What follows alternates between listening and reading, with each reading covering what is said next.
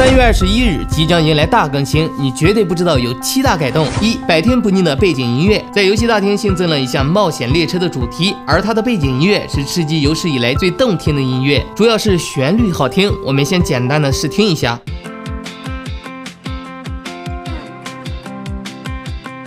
那么咱这期视频就用此音乐进行讲解吧。2、载具化型，堪称最人性化的更新。在真实副驾驶载具进行换位的话，载具会自动急刹，按照物理来说会进行一个缓冲，我们称之为惯性。而在3月21号即将更新后的载具，在驾驶的过程中，我们点击换位，载具会进行一段距离的滑行。如果行驶的途中遇到敌人或者阻止我们进圈，单人就可以完成一波摇车战，是骡子是马，到时秀一波你的身法吧。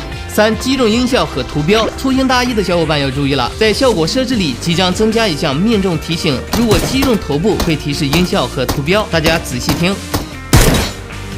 击倒敌人会提示趴下的图标，淘汰敌人则是闪电的图标。那么这也就解决了我们是否击中敌人头部的疑虑。4、新载具刷新点，来到打卡点的蛋糕面前进行庆祝。动画结束会刷新特别多的磁吸小火车。5、磁吸小火车，它是单人载具，可以在背包中使用，大大提升了没有载具的烦恼。6、禁止在打卡点埋伏敌人，有很多老六喜欢在打卡点的房顶埋伏敌人，这就大大减少了打卡的乐趣。小光子考虑到了，如果你再降落在房顶当老六的话，则会减少你的健康值，就好比在圈外。7、火车里的光子小鸡，来到打卡点的火车里，你会发现一只小鸡，靠近后与它互动会给出物资。这次更新打卡点的目的是为了庆祝和平精英的4周年。那么有没有粉丝还记得你接触和平精英的时间呢？突然发现我们的年龄也增加了4岁，妈耶，山哥老了。